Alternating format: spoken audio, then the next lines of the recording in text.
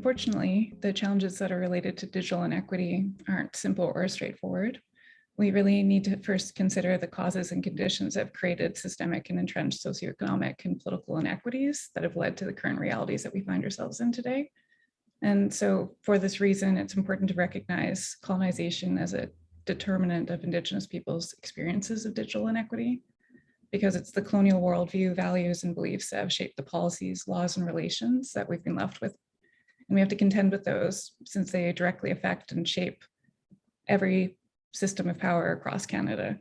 So in other words, Indigenous peoples have to be recognized and respected by government and the corporate sector as rights holders, not stakeholders. So that would probably be the first step.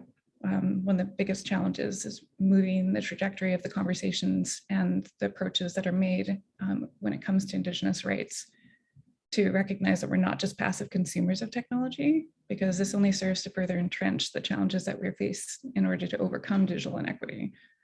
We have the right to self-governance and self-determination, which means that we also have the right to determine for ourselves what our unique and distinct digital destinies will look like.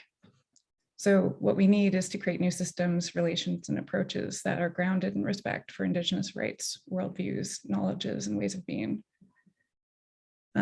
Extending from that on top of it, an additional challenge is that the issues that are related to digital inequity, such as access and uptake of the internet, are most often viewed as exclusively an economic development issue, so it's extracted from the socioeconomic systems that have actually created the challenges related to access. It's essential to understand that due to the widespread reach and influence technology has in our lives, that digital inequity has the ability to increase the existing socioeconomic gaps between Indigenous and non-Indigenous people. And that those gaps persist in every sector, from housing to education, to health, to child welfare, to economic and food security, and more.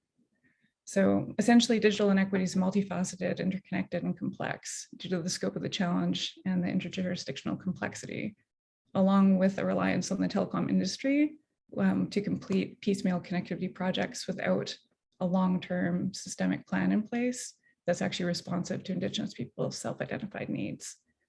So those would probably be the foundational challenges that we face in access and uptake of technology.